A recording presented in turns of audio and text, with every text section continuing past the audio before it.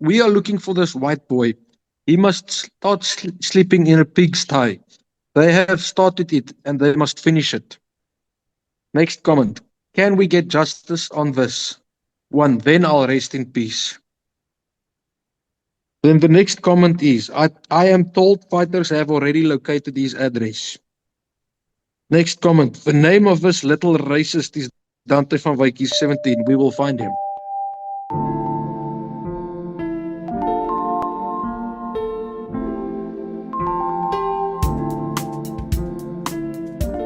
Dante, welcome to the program.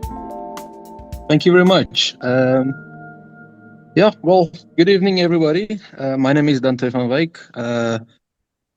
If you have, can you ask me any questions? Yes, okay. Well, let me just, let's start here. I found out about this from Francois van der Merwe, who is the director of the Bitter Einders. I saw his video clip this morning, and he drew my attention to this story. So first and foremost, first question to you is, what was the role of the Bitter Einders in this whole case?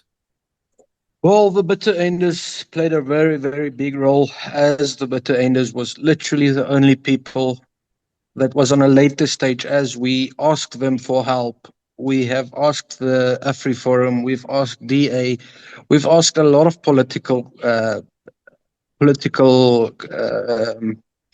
organizations for help, and none of them really, cared. The Bitter Einders was the only organization that was sticking their hand really out to help, I don't have any other people that really helped me, except now and then, a normal person would message me, look, Dante, we know what's going on in your story, and we would like to support you financially with a certain amount. Because, from the stage from 2020, from my story started, no company would really give me any job opportunity. Even though I was found not guilty in Kells River Court, Western Cape, for assault, I was found not guilty. No work ever want to employ me. The reason, therefore, is I believe most works are afraid of, the name they might get out there. The EFF may be coming and molesting. I don't know exactly why the reasons are, but I've been struggling 5 years to get a work from there. Yeah, Dante, we're gonna talk about that. First and foremost, let's talk about this whole process. How did this whole process came into being? Did you take the case to the Human Rights Court, or how did the whole process work?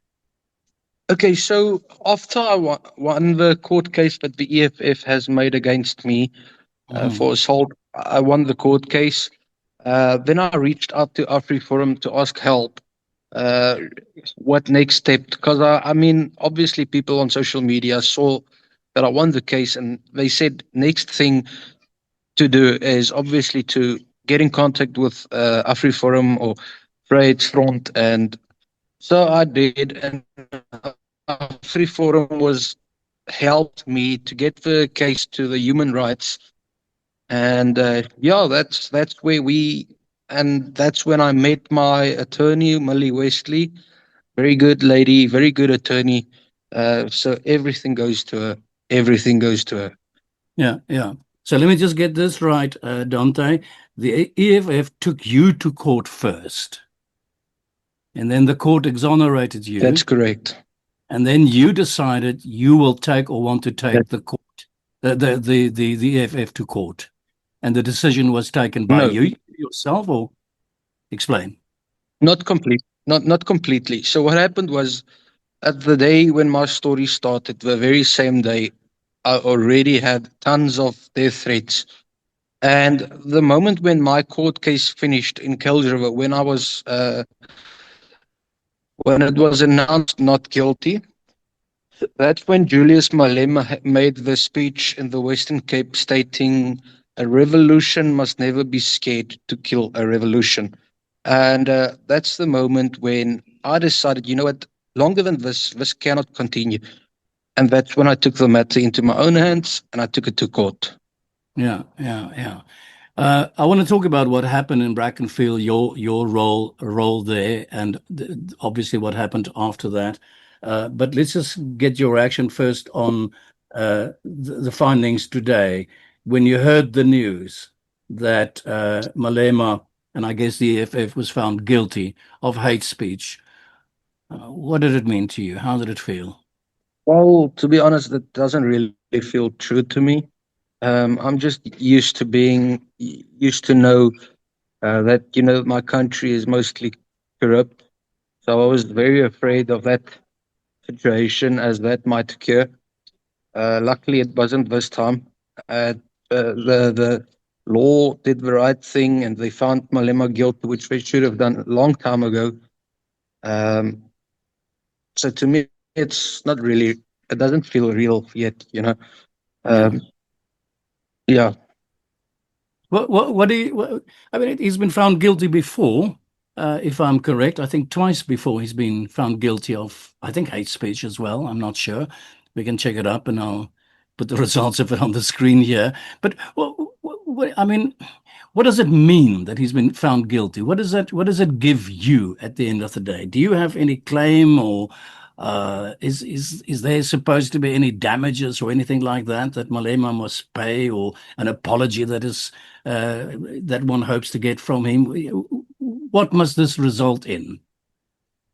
Okay, I get the question. So we first seeked for an apology. Sorry, my English is not very, very, very good. We first seeked an apology, which me and Julius Malema was in mediation. I cannot unfortunately describe the date as it was a very confidential meeting due to the safety of my life. So I cannot, that was a court rule. I cannot confirm the dates. And we were in the meeting as the EFF, asked for mediation, and we declined, and the court basically forced us to do the mediation. And then I gave in and I did the mediation. And Malema was very arrogant. He was the whole time on his phone, didn't pay any attention to what's going on. We sat there the whole day wasting our time. And obviously we were there to look for a, what do you call it, a skikking. Yeah, an agreement of some sort. Yes, we were there we were looking for an agreement. Mm-hmm. And he arrogantly declined. The next day, they wanted to mediate again. That was on a Sunday, and we declined. We said this matter has to be taken into court so they can make the decision. Yeah. Yeah, and then we asked the court to declare this as hate speech and incitement to violence, and we asked the court for 1 million rand in pain and suffering. Yeah. I mean, like I said, I haven't found any work in the last 5 years. I've been traumatized it's very hard to explain, it's very hard. Okay, I'm going to have to ask you this. I don't know how much you can tell and not tell. I'm not quite sure what the processes are right now, and I don't want you to say anything that might not be good for you to say at this point. But what you just told me now, obviously I'm fascinated by. You actually said to me that you and Julius Malema were brought together to mediate. That's correct. To confirm that. That means that Dante van Wyk comes face to face with Julius Malema. Am I seeing it? Is that how it happened? That's correct. That's correct. Okay. All right. Now I'm going to have to ask you, Dante, what was that like? At first I didn't feel very comfortable at all doing it since I received the death threats. Sorry, let me just interrupt you. Is this in a courtroom or is this in an office somewhere? Just sketch me this a little bit. This is in Cape Town Chambers, next to the court. Lawyers' chambers. Yeah. So we got together. As I said, I didn't feel very comfortable doing it. As of the amount of death threats I received, I mean, I can just give you one death threat that will shock you immediately, and you can put yourself in my shoes. The one death threat I received was my fiance at the stage was pregnant. I think Mhm. it was to 26 weeks. And the EFF has in social media commented on my posts. They will cut the child out of my wife's stomach or fiance's stomach and hang him just like the farm murders. Everything I've got on proof. Everything. Mhm. So if This was anything said ever just happens to me, Dante. Let me just get this very clear. This was said by somebody on social media, no, correction, EFF member. an EFF member That's wrote correct. that and published that on social media, and That's you correct. saw that. Yeah, yeah. They didn't publish it. They commented on my post I in see. social media. I understand. That's quite shocking. Let's go back to the meeting of Julius Malema. You walk into the room, you shake hands. Just tell me what happens. No, no, we didn't even make eye contact. The only time was almost a confrontation was when Fatima of the ANC sat in the meeting, as well as she's now the human rights. She works for the human rights, so she represented me in the court case against Julius Malema. First things, what happened was Julius Malema stood up very arrogant. He said he does not know why he has to deal with racist people and corruption people. He's calling Fatima the corrupt and he's calling me the racist in Mhm. the meeting. Yeah, I'm listening with fascination. Were there any other exchanges of words? Did you speak to him? Did he speak to you? No, I didn't want to speak to him. I chose to speak to my attorneys in a private room. So the meeting was as is.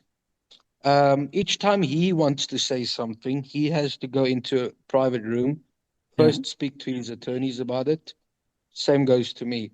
We never spoke to each other at all. Is this is during the I'm just trying to understand how the whole process worked. This is during the mediation between yourself and the Human Rights Commission and Malema. This is before it goes to an actual courtroom. But that's correct. As the Yeah. court told us that we have to do mediation and Okay. see if we can sort it out between us outside the court. That's quite incredible. And you met over a period of, you said twice over a period of 2 days? What do you mean? Yeah, the meetings that you had with Julius Malema, No, did that it was happen one in one meeting. day or did it happen in 2 days? Was it two different No, meetings? we were there. I think it was from 6 o'clock in the morning, if I can remember it correctly, till I think 7 or 8 o'clock the night. Mhm. It was a very, very, very long mediation, and it got nowhere. Yeah, yeah. That's quite incredible. What is it that you wanted or expected from that meeting? Were you looking for an apology or what were you hoping for in the meeting? At that stage, we were only looking for an apology, and obviously, someone needed to pay the attorney costs, Yeah, bodyguard costs, traveling costs. So that was asked in the mediation, and he refused. yeah, yeah, yeah, yeah. And this obviously, Dante, if I understand it correctly, this happened after some time after the whole Brackenfell incidents. To be exact, this happened 3 years after. 3 years later. That's correct. After the actual and once again, you said you were satisfied with just what, a handshake and an apology and then let's walk away and forget about this, or uh, what were you looking for in the meeting? What were you hoping for in the meeting? To be honest, I wasn't looking for anything, Mhm. as I was forced to do the mediation. By the Human Rights Commission? Is this part of their process? No, I was forced by the court to do the Mhm. mediation. Yeah, yeah, yeah. And what did the court say they expect of you in this mediation? What was the expectation from your side? Because I would No, imagine that. they just, as I understood it at that stage, they just wanted us to try and sort out the problem between us. Mhm. And then what happens And after? You said, that I would rather not say. mhm. But you did. Is there a point at which you say, okay, fine, it's not going to work out. We're not going to make up and become friends. This is going to go a step further. Do you then take You him know, to explain to me how the whole thing um, works? okay, so basically we would have left everything, but just the fact of his arrogancy in the Hmm. mediation made me and well, not my attorneys, it made me feel, this guy isn't appreciating this mediation. He doesn't even know why he's in the mediation. He does not know, but he is the person that requested the mediation. So that I cannot explain 100%. Hmm. Um, Hmm. so at that stage, but due to his arrogancy, I decided, you know what, let the court make the decision. Yeah. And the Human Rights Court then, or Commission then say, we're taking you to court. Yes. Okay. So what was your role in the court to tell your story? And did Malema also have to go into court to deliver his evidence to tell his side of the story? How did it work? Okay, so none of us went to court physically, as Julius Malema's advocate went to court, Normand, Your behalf, on his behalf, yeah. what is Normand? Yeah, on On his on, on behalf. his behalf, yeah. And yes, and at a stage, the court did want to get me to give my evidence in oral, but I could not as I was in hiding. I'm still in hiding. Obviously, I will not tell where. It's it's hard. It's very hard to explain. Yeah, yeah. Well, let's two things I would like to do. I'd like to go back, revisit the events of that day in, I think it was 2020. But just you talked about, you said now that you are still in hiding. Just sketch to me and to our listeners and viewers, what do you mean when you say you're in hiding? Well, if you see it the way I see it, okay, the amount of death threats I've received and my fiance, I mean, she didn't just receive death threats, she received rape threats as well. You know, so we have to, our lifestyle isn't as normal as any other person's. If I stop behind a car, I will not stop close to a car. There's always a hiding, a getaway. Um, if you think of it the way I think, okay, I think the whole EFF party hates me. Mhm. If I'm saying it correctly, so the whole EFF party is about 2 million people. I'm not sure if you understand where I'm going with it. Um, so obviously, like I say, I believe that whole EFF party Yeah. hates me, and because of the amount of death threats I received, my fiance received, my family received, there's no way I can take any risks. Yeah, yeah. I think I But I get that. would say one thing. I would say one thing. If ever anything happens to me, millions of people will know who to point fingers to. Yeah, yeah, yeah. Um, the events happened in 2020. We're now in 2025. You've gone through this whole procedure, this whole process, and you're saying to me right now you're still living in fear and living in hiding. And I can imagine 2 million people that are members of the Economic Freedom Front I can imagine. Freedom fighters. Freedom fighters, I beg your pardon. Um, how how do you receive these death threats? Well, just can you give me an idea of what do you mean when you say you receive death threats? Well, death threats via social media accounts, death threats on the economic freedom page, death threats all over Twitter, all over Instagram, all over Facebook.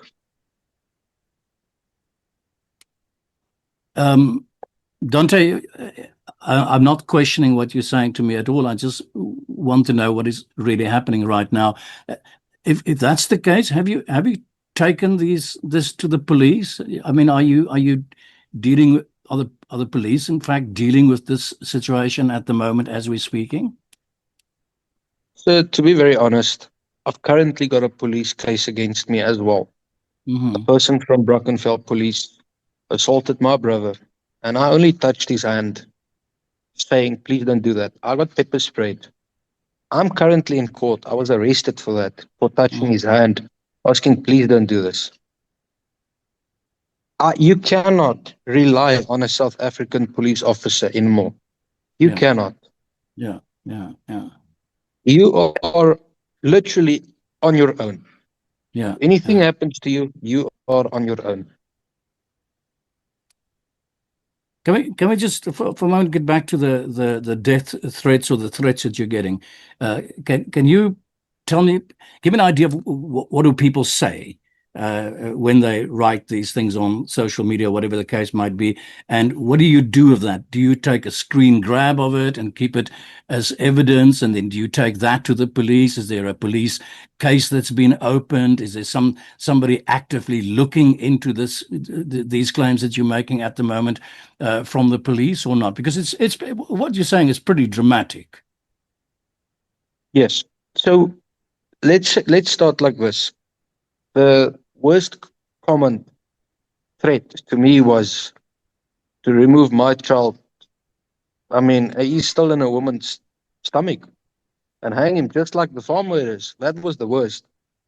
Now the next is probably like something. Don't worry, we will find you, and we will look after you in an isolated space. The next was, there's so many, and it traumatizes me to speak about it. Um, there's so many. There's so many. My identification card number was posted all over social media.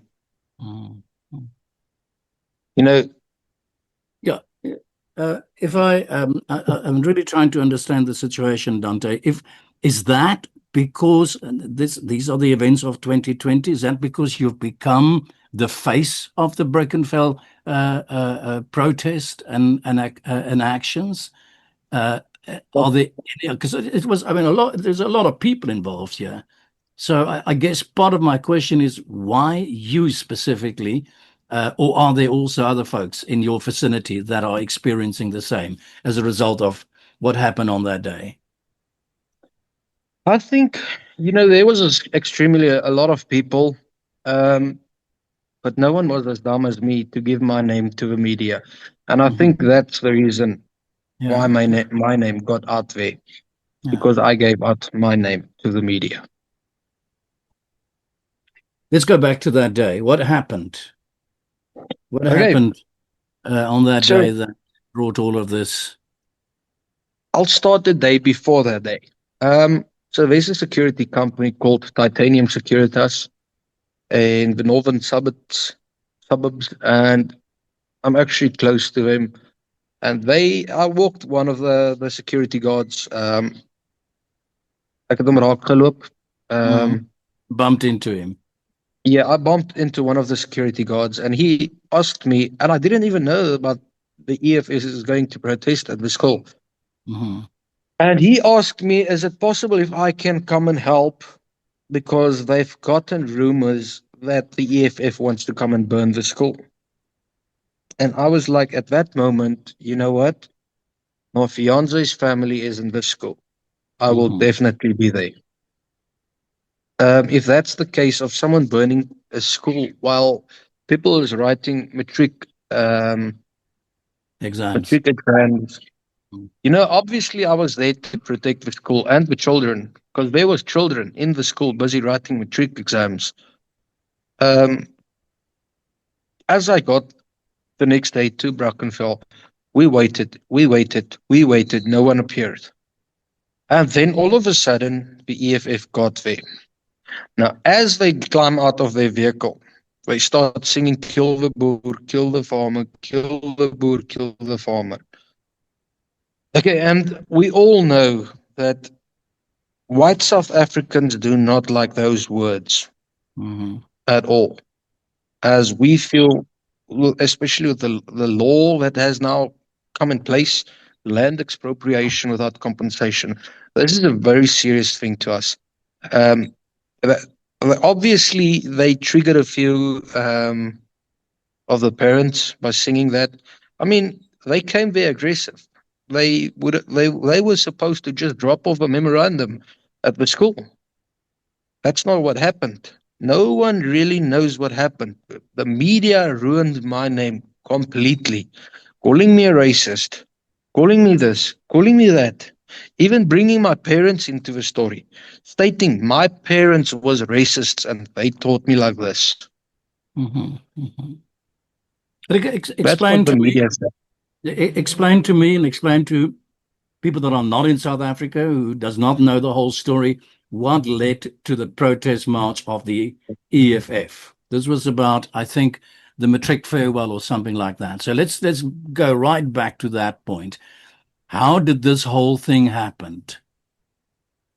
Okay, so as I believe, there was a few students at the stage to celebrate their matric end. And there were some students that couldn't afford it. And unfortunately, those students' parents, I believe, was part of the EFF. But they didn't like that at all. They felt like their children was uninvited, but every child had to pay for themselves. This was just for all clarity, and once again, my apologies to the many South Africans that obviously know the story extremely well. But for those who do not know that, this is the yearly, what one would call the matric ball or the matric farewell get together, whatever the case might be, that we're talking about. Correct. That's and correct. Who decided that the kids must pay a fee or pay an amount of money to be able to take part in this matric ball? How did that come about? I mean, if I go back to my days, let me just say that we never paid to go to a matric farewell. It was just, yes, you had to sort. You have your own. So people in overseas, they won't know it as a matric ball. They would know it as a prom. There's the word. Yeah. I cannot answer your question as to how there was a sum amount that had to be paid. I cannot. I don't know the story behind that. This is what the school has said. The school was as well later on found not to be racist by the Department of Education. I cannot answer you to how there was a fee that had to be paid. I cannot. Yeah. But help me out on this, Dante. This was the regular matric, as you call it, the prom. This was your yearly prom. And it was a decision by the school. Now, well, I talk about the schools now. So, and it was a decision taken by the school. In other words, the teachers, whoever's in charge of organizing the prom, that said, we're going to have to ask the kids to pay a fee to attend. No. I'm misunderstanding you, or we're misunderstanding each other, actually. Yeah. So this wasn't money collected for a prom. This was like a friends group of youngsters that wanted to keep a party, if we want to say it that way, at a private function at their homes. Okay, I understand. And everyone were invited, but there was a fee to be paid, as it was, I believe it was like, what do you call a cell? Just a, it was an open space probably that was rented or something. Okay. All right. Let me, you say if I've got it right now. There is your school prom that the school organizes and everybody can go to the school prom. This was a separate initiative. This was by a private individual or whatever, a group of kids that got together and said, hey, you know what, we're going to have our own party. And if you want to come to this party, you're going to have to pay X amount of money to contribute to funding the party. Am I saying that correctly now? That's correct. That's correct. Okay, okay. And that was the point at which some of the parents of black kids said, this is unfair, this is racism. Am I right in saying that? That's correct. That's correct. Okay. Which is obviously, if I look at it just purely objectively, I guess it is the right of the people who take the initiative to say that we're going to have a private party, and if you want to come, you have to contribute. I guess it's their full right to do so. To be fair. Yes. Yes. Okay.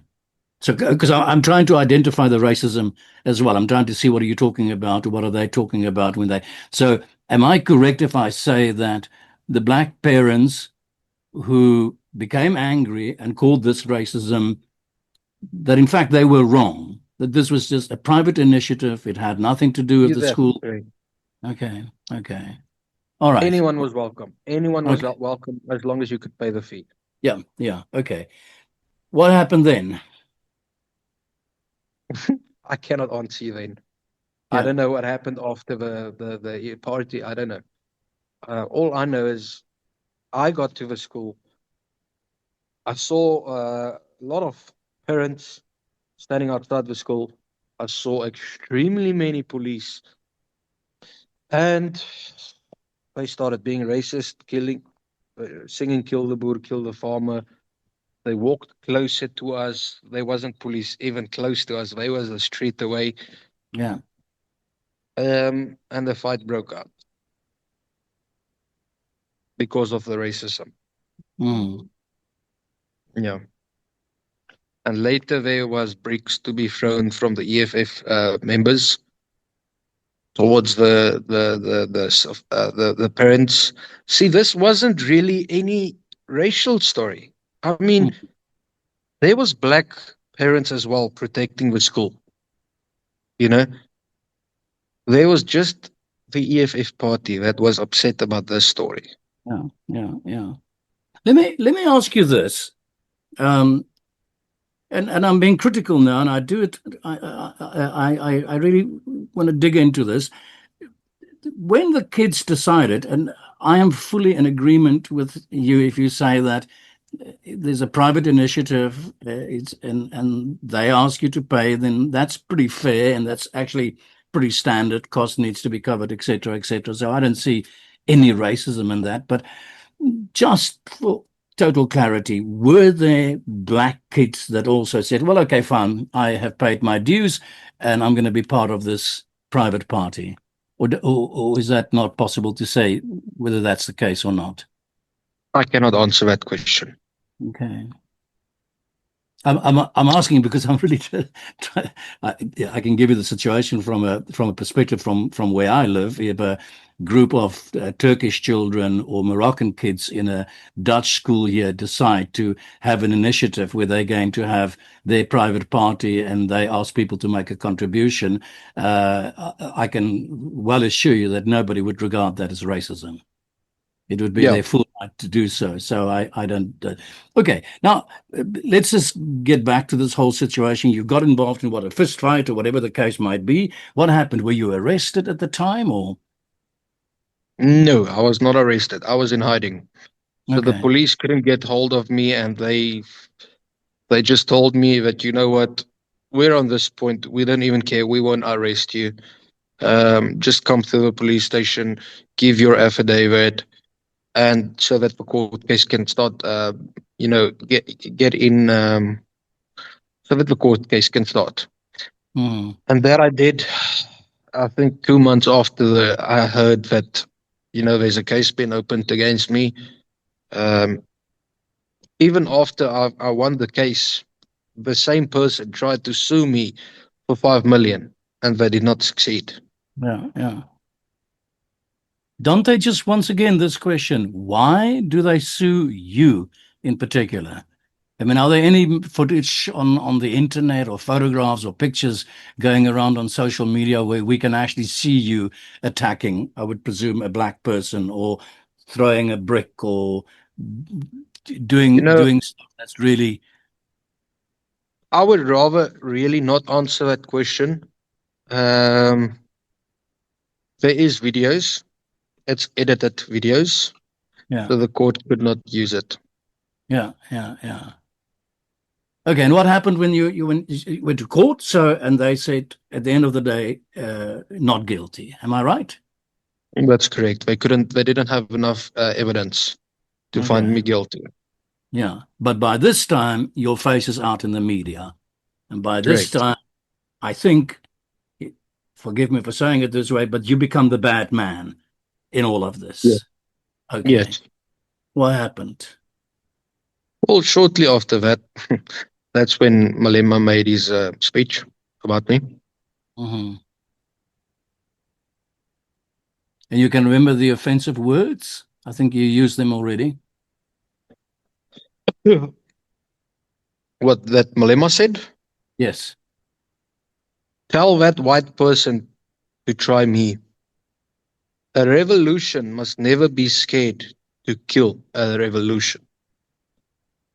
We must find him and isolate him and attend to the guy properly. Okay. That was his words. He even said that he hopes his new leadership attends to me properly, as his previous leadership failed. That's pretty heavy stuff, to be honest. And you've got a girlfriend. She's what, how many months pregnant? At that stage, when me and Malema story started, my child was already born. Born. Little boy? Yes, that's correct. Okay, wonderful. What happened then? You said you go into hiding. You try to. What happens physically? Do you withdraw? Do you stay in your house? Do you go about your business? No, I immediately pack my bags, get my dogs, get my bodyguards, gone. Yeah. You say bodyguards? What do you mean with bodyguards? So I have a few bodyguards that protects me at all times. Are those friends that you call bodyguards, or No, but you don't have money to pay them? No, but I don't have money to pay them. You're correct. Yeah. So bodyguards obviously will be paid once Malema makes the payment that the court tells him to pay. I know it sounds, ridiculous. No one would work for money, no money. But this is a thing that the Bitter Einders organized for me. Yeah. So what you're saying to me is that the Bitter Einders are facilitating bodyguards, guys to protect you or to look after you, to make sure that you're fine. Well, Bitter Einders paid the costs of everything. So the funds that will be reclaimed will go back to Bitter Einders. Yeah. Well, this is obviously after the court case, after I think Malema statements were when in 2022. Am I right if I say that he made those statements? I think in 2022. We now, whichever way, we're now in 2025. Your actual situation today, as we're sitting here and talking to one another, describe that to me. My actual situation of today. Yeah. My actual situation of today. I cannot find work. You're always afraid of going to the public. You always think there's eyes on you. Wrong eyes. You never feel safe where you are. You're consistently looking behind you. Every day I go on social media, I just see a new post of a farm murder attack. Nothing happens to it. So that's the reason why I have got trained dogs, got bodyguards. You know, this isn't a joke. It's not a joke. And I really I don't know what to say any further on that question. My life is literally ruined. Ruined. There's no other words. But Dante, I mean, what you're describing to me is really dramatic. Well, I went to a psychologist Mm-hmm. that I think I was there with him about 8 months. 8 months that I went to him to get evidence for the court. I've got heavy PTSD due to this whole situation. Yeah. I've got angst. According to the psychologist, I'll never be able to work again. Mm-hmm. Never. Mm-hmm. I feel normal, but I know I'm not normal no more. Yeah. I know that. I have. You said to me we've had very little pre-discussion before we've actually met now. I think we had 5 minutes on a telephone or something like that. You said to me, I got the impression from you that you've kind of given up on South Africa in that sense, and that you're hoping and planning to actually leave the country. Am I describing your current situation correctly? You've got it on the head. You hit the needle on the head. Mm-hmm. Mm-hmm. The nail. Sorry. Yeah. Other words, you're spot on. Yeah. Yeah. And how do you? I mean, you obviously, and I don't want to talk too much about your private life. It's your private life. Are you married now to this girlfriend lady? No, you're not No. married yet, but do you live together, if I may ask you that? Yes. Okay. So what you're saying, that's another impression that I got in our short little discussion, is that you're not really in a position at this stage to fulfill your duties as a father No. who's meant to put bread on the table and care for his family, etc., etc. I mean, that must bug the hell out of you. To be very honest with you, I feel as a failure as a father figure. Mm-hmm. As I cannot provide my child the life that he deserves. Neither really my wife. Well, I call her my wife. Okay. We are that long together through thick and thin. So I call her my wife. She is my Yeah, fiance, but as good as my wife. yeah, yeah, yeah. What are your hopes now at this stage? I mean, the court has made its findings known. Malema is guilty of hate speech. There's obviously some kind of a monetary claim or something like that. I mean, what do you hope will be the outcome of all of this eventually when it's all settled? Well, I don't know. I'm hoping for a successful outcome, meaning I could get a kickstart in life. Mm-hmm. If that means anything to you. Yeah.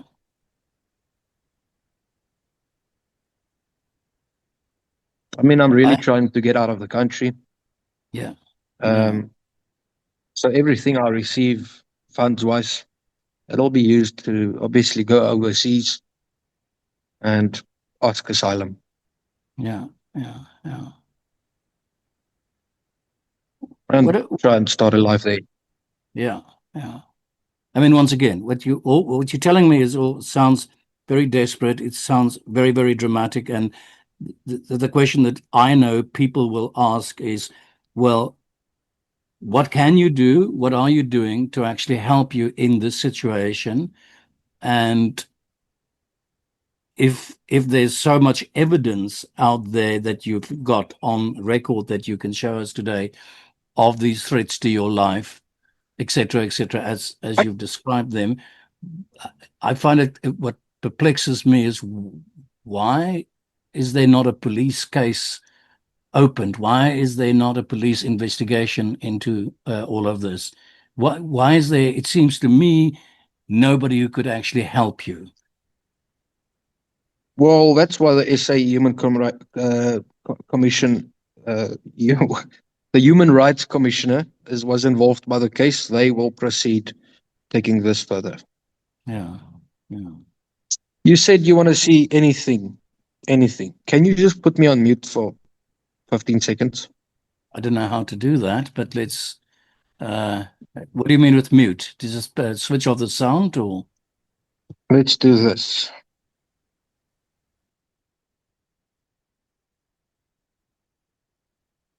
Okay, I have a black screen now, I guess. I'm not sure. Dante, I think you've switched off your microphone now.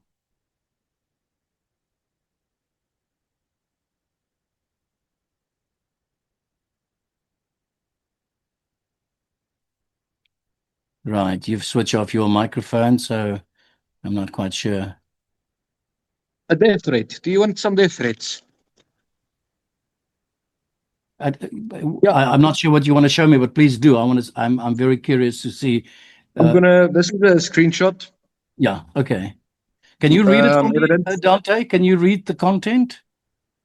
Yeah, blood is coming. This won't end well. Don't mess with the Zulus. They are dangerous guys. I don't like where this is going. Trust me, this ain't no joke for real. This kid shame. Next. So he will be hospitalized, this one. He don't know fighters. Mm-hmm.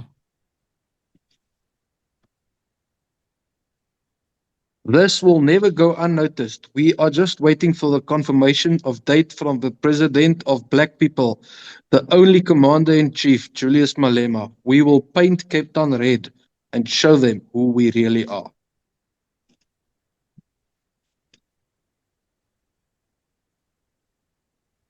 My boys await him in Pollsmoor. Pollsmoor is a prison. Mm-hmm. That's obviously the stage when they thought they'll find me guilty in court. Yeah.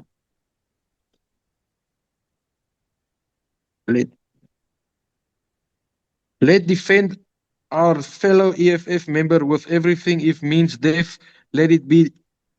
Let it be. Let attack them white people in every corner. You know, that's all has been sent to Donald Trump as well. Yeah, yeah. Just the text that you read me now, is that from is that stuff that you receive via social media, or is it posted to you directly?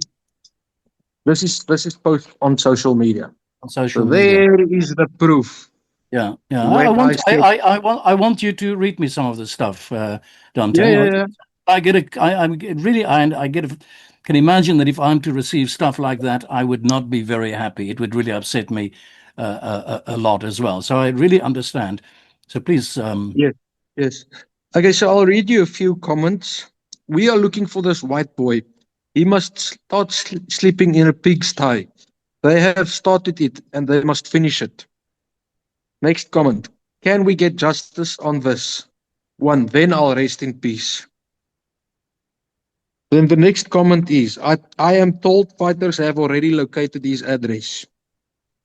Next comment. The name of this little racist is Dante van Wyk. He's 17. We will find him. Next comment. It's actually a bit blurry. Okay, yeah. The next comment is someone that asks them, and just what are you going to do to him? Hang him like the farmers? Question mark. Next comment. Yes, just like farmers.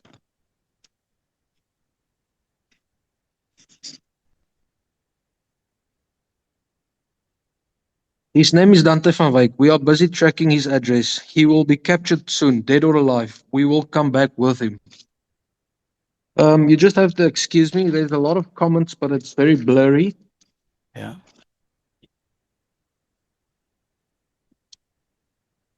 Next comment. Just wait for your day, Dante. Just wait.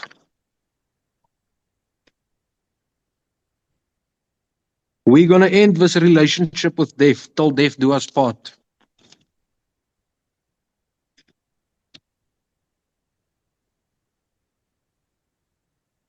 That boy is KKK. No place for him in Africa. Next comment. Dante van Wyk address is been found. We will pay him a visit. We just want to talk.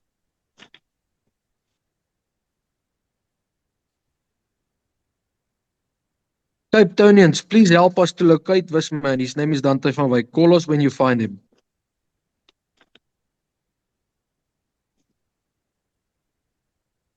We are hunting for you. Boer, boer. Boer, boer.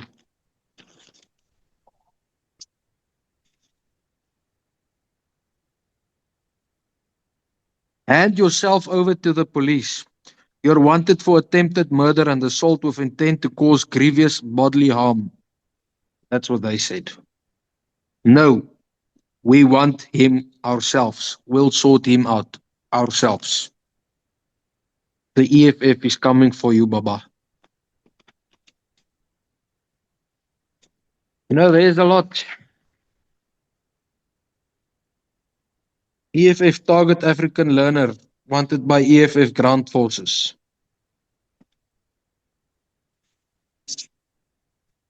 There's still this whole file. You obviously are not safe or do not feel safe where you're sitting right now. No. I mean, place yourself in a 20-year-old's shoes. Yeah. Imagine you going through this. 20-year-old, just coming from school now, just started working. Yeah. What do a 20-year-old do without a father figure?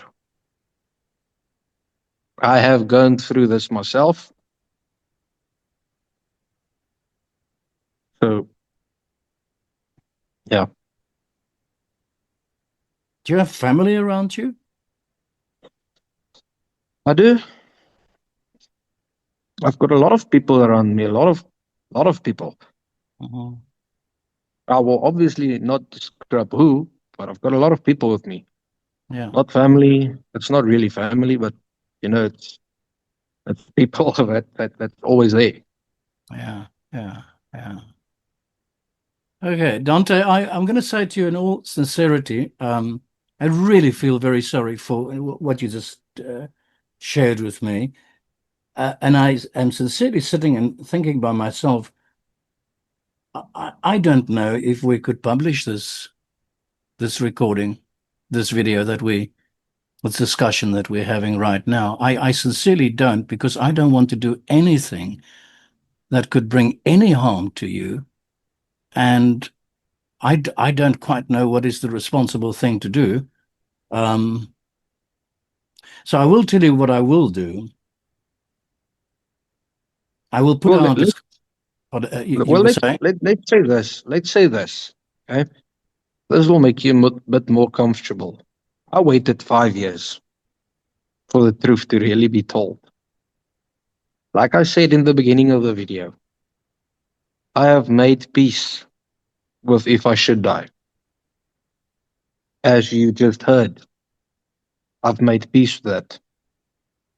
But I will tell you, I will not go rest without him going to the ground. Obviously, I mean, no arrogancy, no aggressive.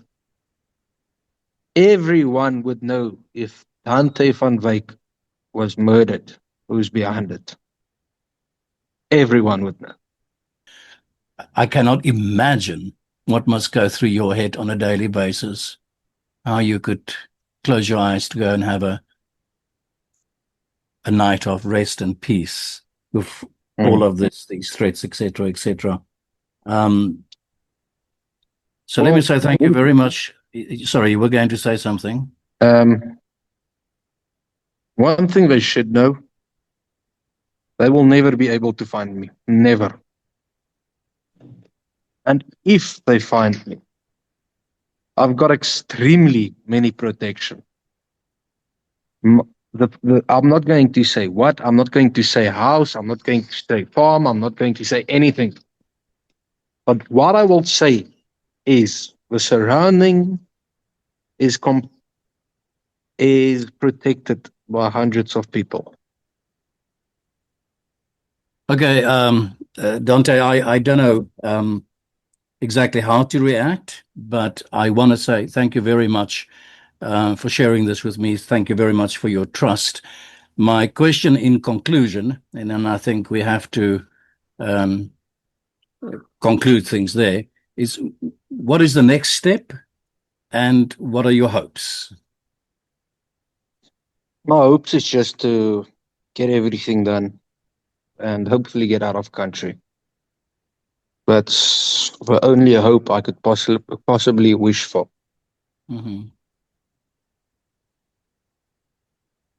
Dante van Wyk, thank you very much for this chat. Thanks so much. Pleasure. Just a pleasure. Thank you.